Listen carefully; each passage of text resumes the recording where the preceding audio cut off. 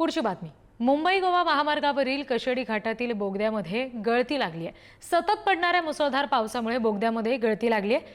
पावसामुळे बोगद्यातील गळती आणखी वाढण्याची शक्यता आहे आणि ही गळती थांबवण्यासाठी प्रशासनाने वेळीच उपाययोजना करण्याची मागणी सध्या केली जाते। मुसळधार पाऊस सध्या सुरू आहे आणि त्यामुळे थेट बोगद्यामध्ये गळती लागलेली आहे।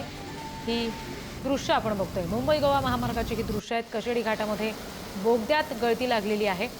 पावसाचा जोर आणखी वाढल्यानंतर हा धोका आणखी वाढेल। वेळीच उपाययोजना होणं फार आवश्यक असेल। अपघाताच्या सुद्धा घटना संभवतात जर का हा जोर आणखी वाढला तर। त्यामुळे मुंबई गोवा महामार्गावर कशेडी घाटात बोगद्यात ही जी गळती लागलेली आहे त्यावर तातडीने उपाययोजना होणं फार आवश्यक असेल। आणखी तपशील घेऊयात। प्रतिनिधी अनुज जोशी आपल्याशी जोडले गेलेत त्यांच्याकडून। अनुज, आता ही जी गळती लागलेली आहे ती थांबवण्यासाठी काही प्रयत्न स्थानिक प्रशासनाकडून सुरू झालेत का?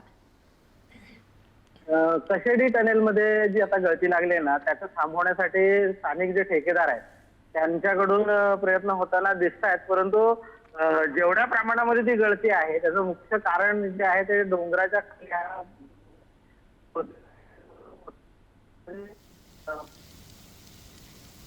जी, काही तांत्रिक अडचणी येत आहेत बहुधा। अनुज, पुन्हा एकदा तुम्हाला संपर्क साधू। मात्र सध्या प्रेक्षकांना पुन्हा एकदा बातमी सांगूयात।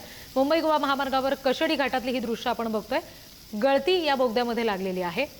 लवकरात लवकर यावर उपाययोजना होणं आवश्यक असेल।